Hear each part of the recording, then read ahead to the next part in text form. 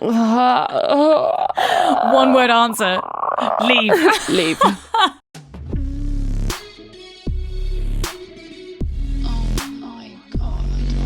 You're listening to Fucks Given. The one with your questions.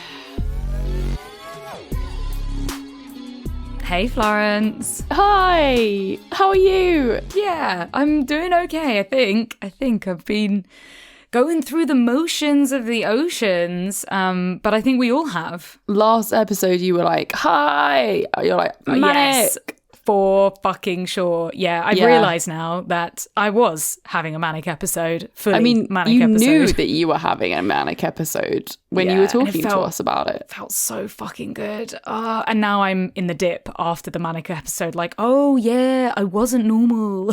I wasn't okay then. Wait, how much did you tell me you spent on clothes that week and now you're returning them all?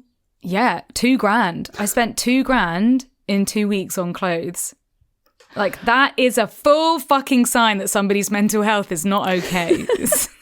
Jesus. Making irresponsible decisions. Yes, right? And I don't know why. I never spend money on clothes. No, you don't. And all of a sudden, I dropped everything. That's not normal behaviour for you at all. No, absolutely not. Very, very odd. So yeah, taking a lot of those clothes back. So one item I can't take back, which was like £700. Why would I do that to myself? I don't know. But, you know, having good chats with my therapist and just sort of really recognising how, I don't know how to explain it, but it feels so good at the time. But looking back, I'm like, oh no, I was an anxious wreck. And I was like pretending to be okay. And I was very paranoid and like pre-panic attacks so many times. Yeah, so I'm feeling a lot better. I've really like taken the time to just wind down, calm down, slow down, breathe. I think breathe. And yeah, I don't feel great. This sucks. I want to be back there. Where I'm blissfully unaware of how awful I feel. What happened clearly no. This weekend to make you so excited? Okay, well, I can't just blame the whole Manic episode on that. Like, there was a lot going on. So I had a very exciting weekend. Someone I'm seeing came down to see me, which was really lovely. And yeah, we had a really nice time. And I dragged him to his first Pride, which was really cool. Amazing. Very much embraced the crazy shit that I get up to. That's good. Yeah, so it was a bit of a whirlwind, the whole thing. And yeah, just had a really lovely time. Good first, like, hangout for a long distance relationship, right? Yeah, it was like a second date. Yeah. It was a second date that was intense, but all the right kinds of intense. And it just went really fucking well. That's really good. So, Florence, what went down on your side of the world? Well, I've been binge watching The Idol. I've finished it now. And there has been so much backlash. I mean, let's not beat around the bush. There has been severe backlash around The Idol and the way that the sex is portrayed in it, the way that the storyline's quite like pornographic, gritty. It's like that sexy grit. Obviously, it's the same director as Euphoria, which was very sexy, gritty kind of vibe. Yes. Everyone loved Euphoria, but for some reason now everyone's hating on it. And I think there's obviously some background there about the director that I'm not too sure about that potentially could be creepy. But it's nothing like Euphoria. Euphoria was very diverse, very inclusive. It was all about sex and showing it in a very positive, fun, hilarious vibe. But like The Idol is almost like too real. It's like very raw, and what did they call it? They called it torture porn. That's why I wanted to watch it. I was like, ooh, torture porn. And then we watched it and I was like, actually, wait, yeah, this is how I feel about this. Fucking loved it. I'm one of the only people out there that I really liked it. Like when I finished the last episode yesterday and I was like, that was fucking great. Like I really loved the way it was shot. I thought it was amazing. I thought high production. What really bugged me with what everyone was saying about the sex scenes is that they were shaming people for it, and they also were making out like, oh my god, I can never look at The Weeknd in the same way again. And it's like, he's just being an actor, like he's just playing a very, very creepy, fucked up role. And I don't know why people aren't able to make those two different two different things. But also, like, am I bad in saying that I found it hot as fuck to watch? I don't think that's definitely not bad. I think that maybe we're looking at it too binary, and I think the world is, where it's this idea of this is bad, we can't be turned on by it. But it's like, we can get turned on at technically bad things. We can get turned on when boundaries are crossed and when consent is a little bit dubious. Like, that's kind of what makes it hot and exciting and taboo in the fantasy realm. And on top of which, like, the scenes are hot. But can we just stop using things like this to shame people's sex lives? Can we just stop that? Like, I feel like that's what the press is. It's just another way that we can shame people's sex lives and make them feel bad about the things that they enjoy in the bedroom. They're like, it's only really creepy, seedy people that enjoy this. Or really vulnerable people. Like, her character, she's lost her mum. She's really vulnerable. And it's like she's been scooped up into this, like, this skeevy guy. And it's just like, well, no, that's not the case. Like, some of the most powerful people are into really fucked up, kinky fun. And like, yeah, it's not a comment, but I think people grip onto that because it's easy. Yeah, it's easy. But all I can say is that you need to watch this series to the end to get it. I mean, the final episode doesn't have any sex in it, if that makes people feel better. Nah. No, I want the fuck. You're like, I want the fuck. I want my money back. I don't want the fuck sex. The one thing that I did want to mention is the line that everyone's picking up on is when he says to her, yeah, I just want to see you stretch out that tight little pussy or something like that. That tight little pussy.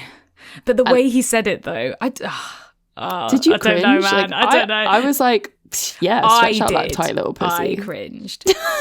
Yeah, but I will caveat that with, I cringed because I didn't like him and his character and the way he said that. But if someone I was super into was fucking me and saying, like, I'm going to stretch out your tight little, of course I'm going to fucking be into it. Like, I'm like, I might not even have a tight pussy. I might even have a bag of a fucking pussy.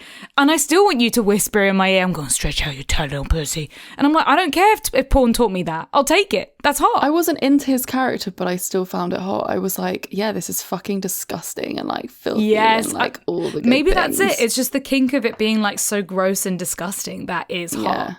I do and have she's that fucking kink eating as well. It up as well. Love it. I love gross and disgusting stuff. Yeah. Yeah, and I things think that so. feel wrong. So and that's part of the taboo, right. the beauty of the taboo of being into unusual kinks. Yeah. Like, you don't want to be like everyone else. Yeah, the moral of the story is that don't judge and don't shame people for anything when it comes to sex. Like, stop using this as a platform to project your own views on what's right and wrong in the bedroom. End of. Nice. Oh, last update. We did protest outside the Meta offices in London, and it was great. A huge turnout, but it rained on us the entire time, which meant there was probably only half the amount of people there that should have been there. It was still a really big turnout, probably like 30 to 50 people. And of course, no one from Meta came down to speak to us. Of course, only this like sweet security, like head of security guy that came down, and he was like, are you going to be lying down? Have you got paint? You know, like really panicking. We're like, no, it's a peaceful protest. We're not going to fuck anyone up. Like, we just want to be heard. Well, that's good. It's good to do these things. It's good to protest. It's good, like, people need to know. And if the press were covering it, that's fucking amazing. And it's a step forward in the right direction. And yeah, we've got this shit. So today's episode is all about you, curious fuckers, because we haven't done this in such a long time. We haven't just done a general listeners question episode. We're just normally either so self-centered or distracted by another amazing guest. We don't talk enough about you guys. Yeah, and like answering the things that you want to know. Shall we dive in? Yes, we shall. So we put up on our stories a Q&A box for you to ask us anything for this episode. And here are your questions. Okay, so the first question is, 1 year fuck buddy ghosted me, but now he's reached out again. Should I go back to him? Ooh, good fucking question. Oh, It's a fuck buddy, so it's a hard one because it's like, well, it is just sex. And if it was good sex, then maybe. But then also, does he deserve it? Yeah. Putting the therapy hat on, you have to ask, what do you want out of this situation? If his feelings, if what had happened in the past doesn't come into play, what do you actually want from this person? Do you just want sex? Are you looking for something more? And ask yourself, are you going to get that? Do you think you're going to get that? Are you going to give more time and energy to this person for it not to be matched? Of course, I would say just ask them and be super blunt and super open about what you actually want. Yeah. But I don't think there's anything wrong with going back to a fuck buddy. I actually did this recently. Yeah. Well, this year. The thing here is that he ghosted her, though. Yeah, so the hurt from the ghost is a bit complicated, but the ghosting, I've really rethought about what ghosting actually is. Depending on how the ghosting actually went down, if you messaged him saying, hey, I'd love to see you more, I'd love to do more, and then he just didn't reply, that is for sure ghosting, and that is actually just fucking rude.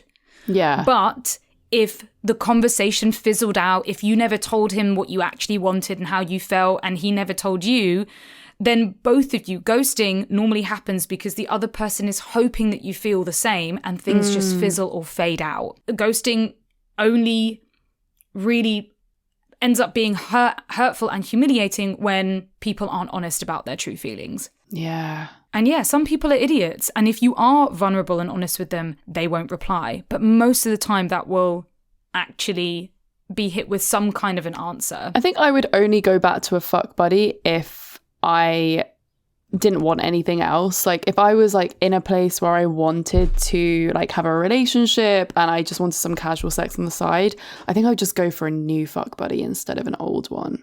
But then what if you do want something more? You know, I feel like it's okay to go back to that fuck buddy, have sex, and just as long as you're being clear about what you want and you get an answer in some way, shape or form, then, you know, this person could be coming back into your life and it could be an amazing relationship. We've actually got no idea. Or the sex is just going to be great. Or you have amazing sex. We have no idea what the future has to hold. But what makes it complicated is when we're not honest about what we want. If you were to fuck him and hope that he makes the first move or progresses this further or it becomes a relationship, then that's going to be hurtful to both of you. But if you go in and say, yeah, I'd love to see you again, but if we fuck, I'm going to want something a bit more. I'm going to need something a bit more solid. Yeah. Or like, just don't ghost me again, motherfucker. Yeah.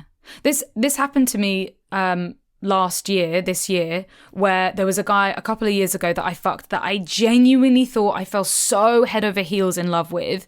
You know, we fucked like a couple of times and I was so like besotted with this person, but then lockdown happened and we didn't really fuck again. Then I got into a relationship, and after the relationship, we ended up fucking again. And I'm so glad that I fucked him after this, because I had put this guy up on a pedestal and I had created this idea of who he was and like imagined the fantasy and have a relationship with this person and was like, oh, he was the best sex I ever had. And then when it actually came down to fucking them again, it brought him back off of that pedestal and back on my level.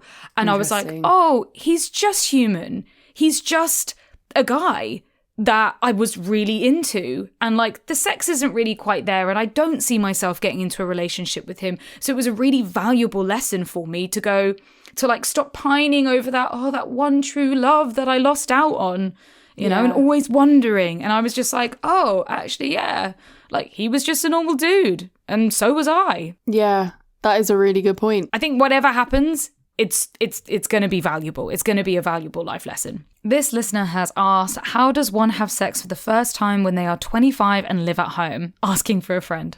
Definitely not asking for a friend, asking for yourself. My friend would like to know. Oh, the age-old living at home thing is motherfucker. So Mum and dad, hard. Biggest cock blocks in the world. Yeah. I mean, I feel like hell. I'm even struggling with this situation living with my uncle at the moment. Like, yes, I have like, I can't fuck here. Yeah. Like, unless it was like so planned out, it'd have to be in the daytime whilst he was at work and like all of that. But I remember fucking in my parents' house when I was younger, and oh my God, the first time that I ever did it, I just obviously timed it for like a weekend that they were away, so I had the house to myself. And then when I was like 18 going 19, I would just fuck in the house whilst they were there. Yeah, you kind of have to when you're that young and you're that horny and you're desperate to fuck. Oh, it's not comfortable though. And I feel like this is why a lot of us just can't come for ages. And we're like, oh, I'm broken by the time I get to 30, because you know what? It's just your fucking parents cock blocking you and not allowing your mind to relax enough to be able to come. You know what? I think I would have felt less... No, I think I would have felt more awkward and embarrassed about it the older I got, though. So I do get where this person is coming from. Like at the age of 25, you're like, you have a little bit more sense and like self-awareness around that kind of stuff. Whereas I feel like when I was fucking at home when I was 18, 19, it was just like, YOLO, like whatever. No, like I'm a teenager still. Like I'm still in that like, I don't give a shit kind of era. Yeah. Also, just to make it clear, 25 is not old to lose your virginity at all. Virginity shouldn't have an age on it. Virginity should be lost when you feel comfortable. That's the best age to lose it at, is when you feel comfortable too. But it's not easy. I would say some simple tips would be when you are putting yourself out there, whether that's dating apps or meeting people in person, just be honest about your living situation. Just be like, I live at home. Do you have somewhere where we can go? So many people live at home, especially now. I think I was hearing this from my mum or something. Like so many of her friends, their kids are moving back in and they're all like in their 20s or in their 30s because the world sucks right now. Rent is so high and it's disgusting. People are in a really tricky situation. So it's not bad that you're living at home. It's just, how do you work around that? I think out here, people have sex in their cars like a lot more often because of things like this. Yeah. Or they book like camping trips or book hotels and like just have a little bit of a getaway. I do remember when I was younger booking a hotel on a date, like a travel lodge or a fucking Premier Inn. And being like, I'm going to fuck. After my 4.5 year relationship, the first person that I fucked, because I had gone home because I'd moved out of mine and my ex's house that we rented together. So I was living back home and he was also living with his parents. And we just booked a hotel in London to like spend the night together.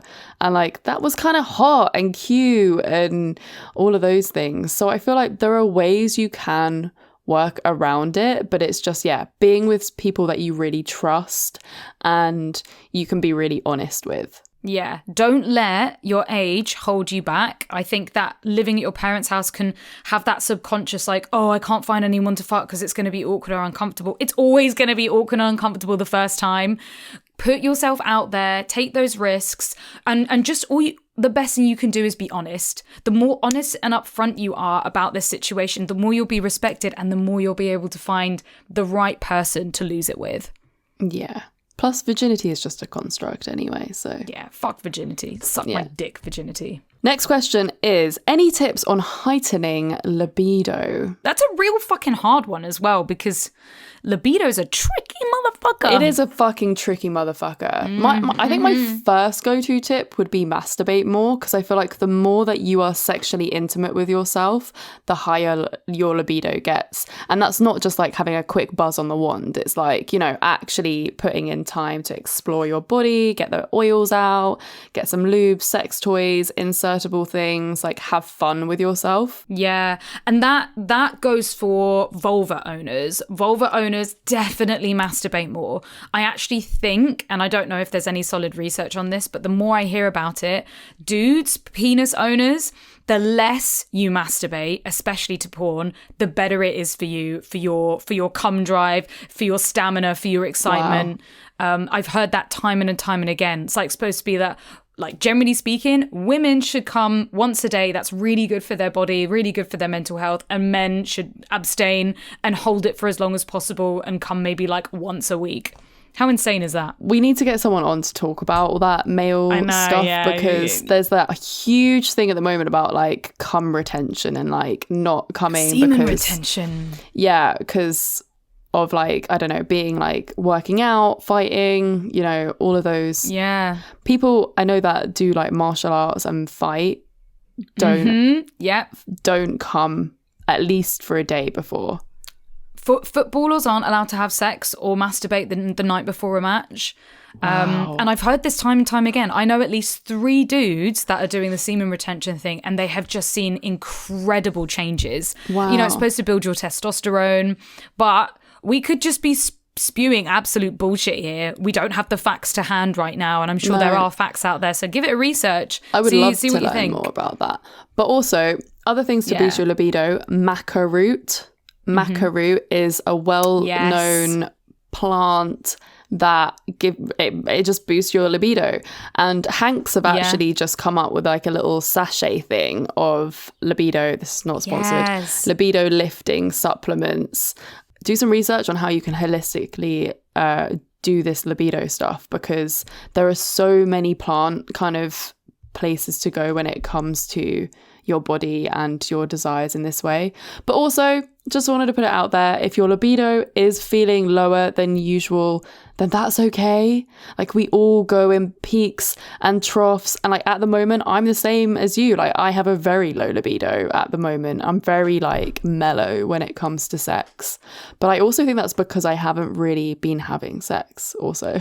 Yeah, nothing to excite you. And it's the same if you've been in a long-term relationship. That can really heavily affect your libido, because it's hard to keep things exciting and to actually feel comfortable enough to push the sexy side of things. Like, it's nice that comfort kind of outweighs the libido side, but there are definite ways of making that better. But you have to be proactive about it. Doing nothing is not going to do your libido any favors. It's about masturbating more and watching porn, reading more erotic novels, like eating the right things, doing more exercise really helps. Yes, exercise really helps for libido. Oh my God, in the gym, if you go to the gym, that makes a massive difference to your libido. I feel fucking so energized and horny after being at the gym. Yeah, also the birth control pill does make you less horny as well. I remember when I came off that pill, I was the most horny I have ever been in my life. I remember going to the gym and feeling like,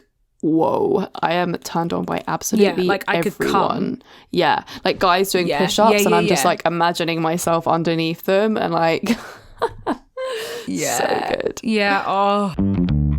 This episode is sponsored by our friends over at Beducated. As you might have heard, Florence and I have been using Beducated to learn how to elevate and push our female pleasure to the next level. Beducated is a platform that has multiple different courses that span so many different topics, but some of our favorites have been the ones about female pleasure, because it's so important to learn your own body first. And even though Florence and I talk a lot about sex and we seem to be sexperts, you can always learn more. Every time I do a new course on Beducated, I am learning something new that I never thought was possible. Florence, I have to tell you, I nearly squirted. Oh my God, it's working. We're getting there. We are making progress. We can see the progress. So as well as the squirting orgasm workshop, you can also do a G-spot bliss. And maybe you're a master at G-spot and squirting, but everyone can learn a bit more about Tantra. That's our other favorite one. I bloody love learning about Tantra because it's all about really getting inside your body and really feeling things slowly and sensually. It helps you learn so much about your own pleasure. We've bagged you 40% off their yearly pass with the coupon code COMECURIOUS. There's also a 1-day free trial, so you can sign up, try it out, and if it's not for you, you can cancel the subscription. There's no risk with a 14-day money-back guarantee. Follow the link in the episode description and use the code COMECURIOUS. COME curious. It's the British Podcast Awards season, and this is your chance to vote for us as your favourite podcast. Unfortunately, this year we couldn't afford to enter, but you can vote for us for the Listener's Choice Award. No way! So make sure you follow the link in the description to give us your vote. And don't forget to click the link in the email to make sure the vote counts. We're counting on you to make us win. Yeah! We can't do it without you, but also, please share on socials. tell your friends to vote for us too. Send it to your WhatsApp groups. Share it on stories. We'll love you forever. This would be the ultimate praise kink. Innit? I'd be like, okay, bend over and I will brown nose the shit out of you right now. Oh my God, this question, Florence. How do you both still make time for your friendship as well as being business partners? This is so like apt and timely. Such an apt. Yeah, we just had like a couple of hench meetings this week about our friendship and about our partnership. Yeah. It's, well, like, I guess the be all and end all is that it's fucking hard. It is hard. So hard. And especially as we're in a long distance business relationship now, business friendship relationship, which we have our little baby come curious. Yeah. Like, it is fucking difficult because we get wrapped up with our own lives in our prospective countries, and sometimes it's hard to like kind of reach out and be like, hey, let's spend some time just being mates instead of like only meeting for the podcast and like meetings every week. And just talking about the misery that it is owning a business together, especially when you're not earning any money. And when it's a failing business. Lol. Yeah. Lol. But yeah, it's not fucking easy. As with any relationship, it's not supposed to be easy. It's supposed to, you need time and energy and you need to nurture it, especially when you've got the added issue of running a business, or maybe you live together, or maybe you're looking after a dog together. You can't just people please and sit there going like, are you okay? Yeah, I'm happy. Are you okay? Yeah, I'm happy. It doesn't work because you end up, and we do this, we don't say anything for ages and we end up building up resentment, and then work gets tough, our friendship gets like lost. And then normally we have a big conversation or a big chat, and we just get it all out in the open. But like that's hard to do. We have to be so brutally honest with each other.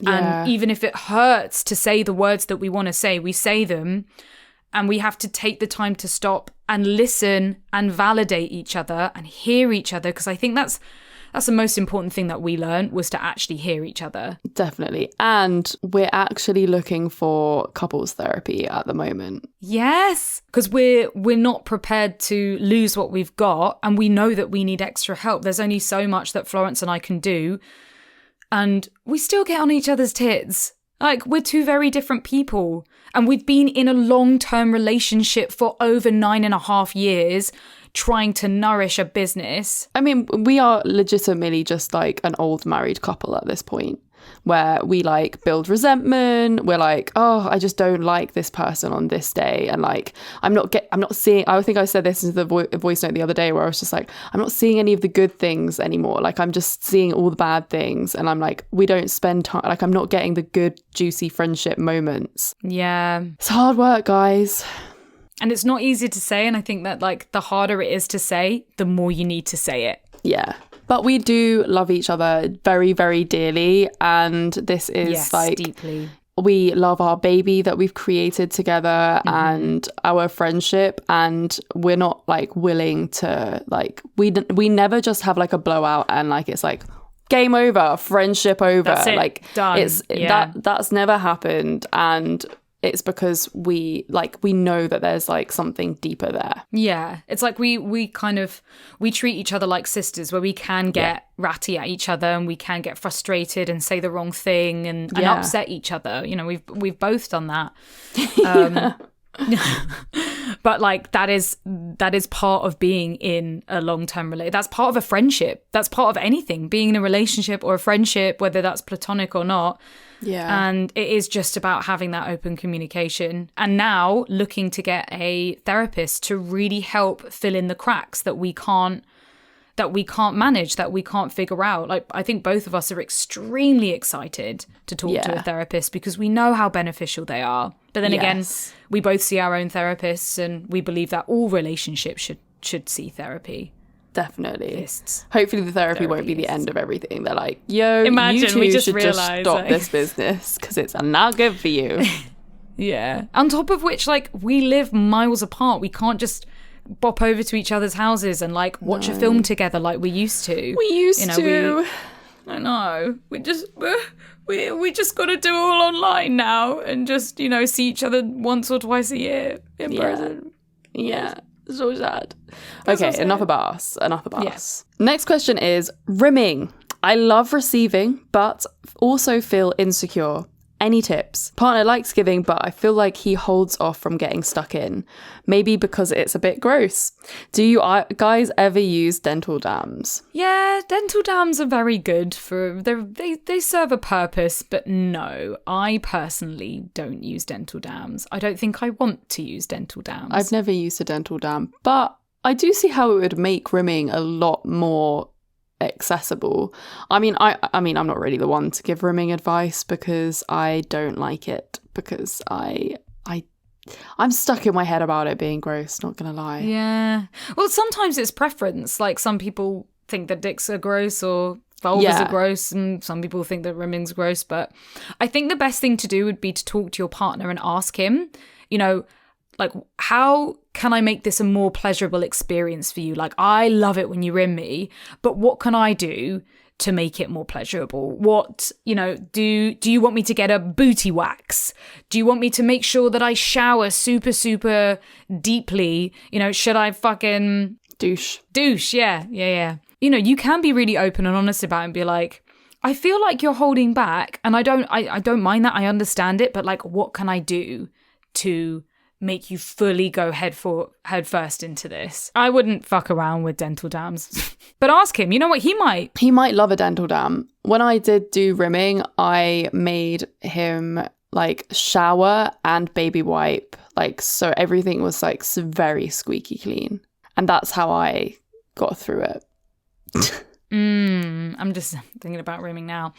The best butts that I've rimmed are the ones that, and this just sounds so fucking porny, and I feel like I'm letting the team down, but my favourite butts that I've rimmed have been completely shaven, completely waxed. For some reason, it helps my brain think that it's cleaner, but that, even then, I don't think I really care about the cleanliness of it, because like I've eaten very hairy buttholes before, and that's still been clean, and I've not worried about that. I think it must just be the cleanliness of it, unless they state otherwise. Because also there are so many people that love rimming and love it because it's dirty, because it's smelly and sweaty and bitty. Like they love that part about it. Bitty, yeah, a little gristle. Like... Oh God. Oh, okay, hold up. What's this? I thought we were talking about this on The Idol. No shaming, no shaming. You said bits. Some people like... Yeah, man. Sounds tasty if that's your way inclined. Like a little, sand sandwich. Someone's got to like it. Someone's got to enjoy it out there. Yeah, and then there are some people that like it super extreme and want you to shit in their mouth. I mean, so, this is very true. People really do so you just kind of make it an open conversation. Don't be afraid to hold back. Just state it as clearly as possible. Just be like, yeah, I want to make this a pleasurable experience for you because I fucking love it. How can we make this happen? Yeah, just go in with the conversation. So we have loads and loads of questions here, and we're just realizing how many we have to get through. So we're going to try and do some of them a little bit quicker. That's impossible for us, but yeah, let's give it a go. We'll try. Oh, does placing lube inside the condom make it feel better for a guy? I mean, I don't have a penis, so I'm not sure how to answer this question.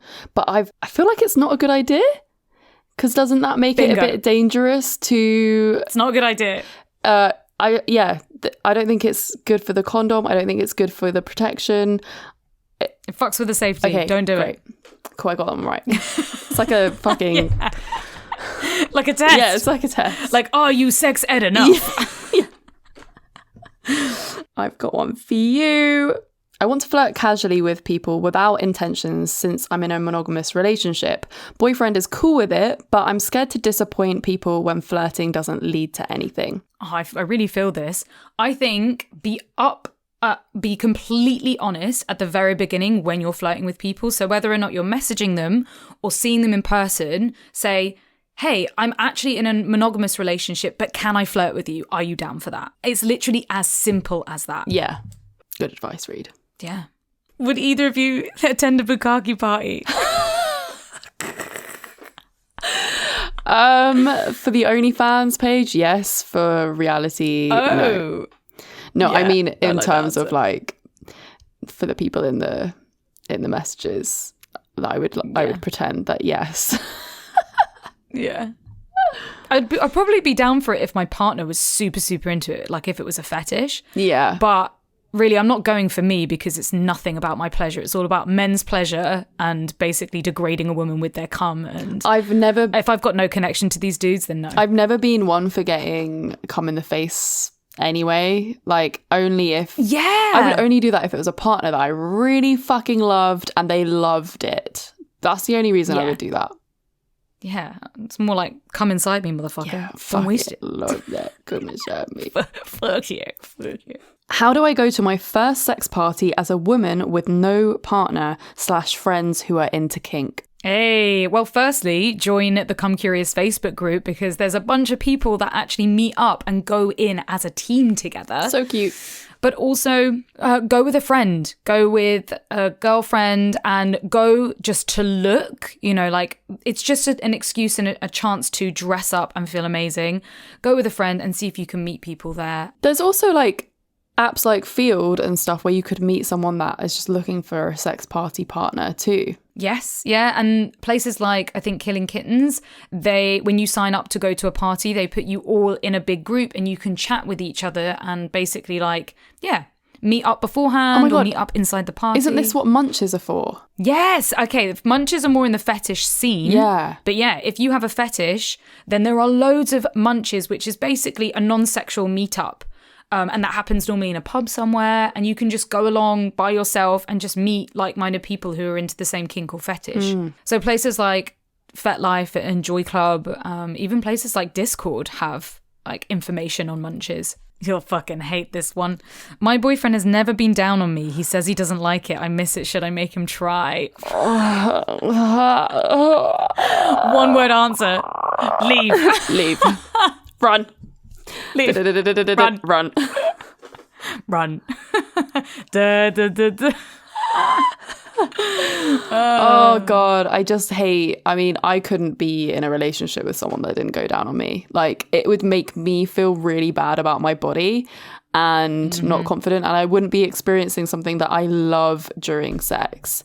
You can't force anyone to try, but you can communicate with them why you like it so much and try and understand where they're coming from and maybe start working around that together. Yeah, understand their psyche. Maybe they actually have a fear of it because they don't do it, therefore they don't like it, and then therefore they think they're going to be shit at it. There's also like the whole like toxic masculine thing about going down on a woman, like making you like not man enough.